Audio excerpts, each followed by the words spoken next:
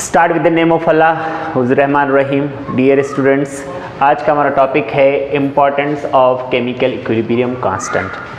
Dear students, अगर आपको इस चैप्टर के हवाले से कोई भी क्वेश्चन हो तो आप काइंडली कमेंट्स में आप वो सवाल पूछ सकते हैं। जो भी आपको इशू हो किसी सवाल में, किसी पॉइंट में, अगर कोई आपको मसला आता है तो आप कमेंट्स में आप हमसे पूछ सकते हैं, हम आपको रिप्लाई देंगे। ठीक है, तो आज हम इम्पोर्टेंस हम पढ़ेंगे केमिकल इक्विलिब्रियम कांस्टेंट के बारे में। तो डायरेक्शन ऑफ केमिकल रिएक्शन, ठीक है, तो इसमें इम्पोर्टेंस क्या है केमिकल इक्विलिब्रियम का, कि हम डायरेक्शन पढ़ेंगे कि रिएक्शन फॉरवर्ड जा रहा है या बैकवर्ड जा रहा है या जो है ना मॉडरेट है। ठीक है, तो इसमें सबसे पहले इसमें दो टर्म्स हमने समझनी है कि ये केसी क्या है और क्यूसी क्या है। केसी के बारे में तो पहले हम डिटेल से पढ़ चुके हैं कि इक्विलिब्रियम कांस्टेंट है, कंसंट्रेशन ऑफ प्रोडक्ट और रिएक्टेंट का रेशियो है। क्यूसी क्या है कि रिएक्शन कोशेंट कहते हैं इसको, मतलब रेशियो ऑफ रियल कंसंट्रेशन। मतलब इक्विलिब्रियम कंडीशन ना हो उससे पहले प्रोडक्ट और रिएक्टेंट का जो रेशियो होता है ना रियल, उसको क्यूसी से रिप्रेजेंट किया जाता है। अब हमारे पास इसमें तीन केस होंगे डायरेक्शन ऑफ केमिकल रिएक्शन के हिसाब से। तो उसमें पहला जो केस है उसमें है कि अगर आप क्यूसी की वैल्यू केसी के बराबर है। अब केसी क्या है? एट इक्विलिब्रियम पोजीशन पर, नॉट एट इक्विलिब्रियम पोजीशन। हालांकि दोनों जो है ना, दोनों रेशियो किसके हैं? कंसंट्रेशन ऑफ प्रोडक्ट और रिएक्टेंट के रेशियो है। ठीक है, लेकिन ये इक्विलिब्रियम कंडीशन को रिप्रेजेंट करती है और ये इक्विलिब्रियम कंडीशन के बगैर, मतलब इक्विलिब्रियम कंडीशन है भी सही, नहीं भी है, लेकिन उसका जो रेशियो है वो जो है वो इक्विलिब्रियम कंडीशन को रिप्रेजेंट नहीं करता क्यूसी। अब इसमें क्या होगा कि अगर क्यूसी और केसी आपस में बराबर हैं, ठीक है, तो इसमें है कि system is stable and less reactive. जो हमारा सिस्टम होगा वो स्टेबल भी होगा और लेस रिएक्टिव होगा। मींस रिएक्शन एट इक्विलिब्रियम, मतलब जो रिएक्शन होगा वो इक्विलिब्रियम कंडीशन अटेन कर लेगा। एक चीज नोट कीजिएगा, जो वैल्यू ऑफ केसी होगा इस कंडीशन में, जब हम क्यूसी और केसी को हम कंपेयर करते हैं तो इसमें जो केसी की जो वैल्यू होगी वो पहले ही हमारे पास अवेलेबल होगी। किसी किताब में, बुक में वगैरह, किसी भी रिएक्शन की जो केसी की वैल्यू है वो पहले ही हमारे पास ऑलरेडी अवेलेबल होती है, या किसी से हमने कहीं से हमने किताब में से, गूगल वगैरह में से कहीं देख लेनी है कि इस रिएक्शन की केसी की वैल्यू कितनी आती है। उसके बाद एक्सपेरिमेंट परफॉर्म करना है। अगर एक्सपेरिमेंट हमारा जो है साबित करता है कि केसी क्यूसी की जो वैल्यू है वो क्यूसी और केसी दोनों की वैल्यूज सेम आती हैं, तो इट मीन्स के जो हमने रिएक्शन किया, एक्सपेरिमेंट किया, उसमें हमारा सिस्टम क्या होगा कि स्टेबल होगा और उसके अंदर जो मॉलिक्यूल्स आपस में रिएक्ट कर रहे हैं वो लेस रिएक्टिव होंगे। ठीक है, और इक्विलिब्रियम कंडीशन उसने अटेन कर ली है। अगर केस नंबर 2 है कि अगर QC लेस देन है KC के, मतलब हमारे पास अगर QC की वैल्यू आ जाती है 5, ठीक है, मतलब जो रेशियो निकलता है हमारे पास QC का वो 5 है, और KC की जो वैल्यू कैलकुलेट है जो हमारे पास गिवन है, मिसाल ले रहे हैं कि वो क्या है, 6 है, ठीक है, मोल पर डेसीमीटर क्यूब।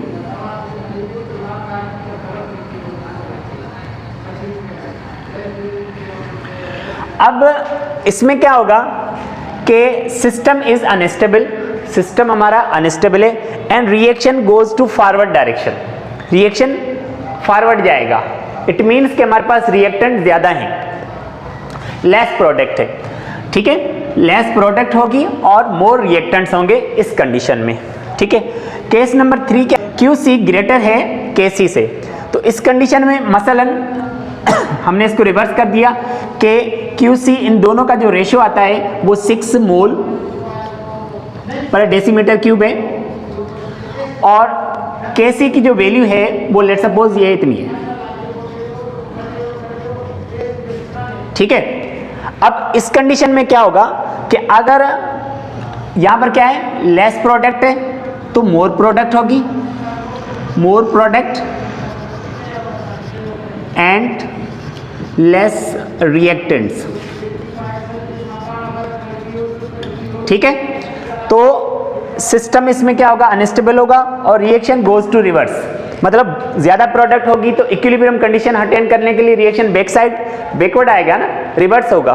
तो इस कंडीशन में क्या होगा कि सिस्टम हमारा जो है वो इस कंडीशन में भी सिस्टम हमारा अनस्टेबल है और रिएक्शन जो है वो बैकवर्ड डायरेक्शन में मूव करेगा। अब हम सीखेंगे कि एक्सटेंड ऑफ केमिकल रिएक्शन।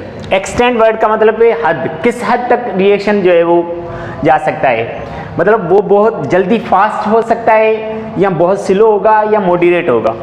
अब केस 1 है कि अगर Kc इज वेरी स्मॉल, मतलब Kc की जो वैल्यू है बहुत कम आती है, मसलन इसकी जो वैल्यू आ रही है वो आ रही है इस रिएक्शन के अंदर 7.4 इंटू 10⁻⁻13, क्या है -13, बहुत कम वैल्यू आ रही है। इसका मतलब है कि रिएक्शन बहुत स्लो है और इक्विलिब्रियम कंडीशन को बहुत देर से अटेन कर रहा है।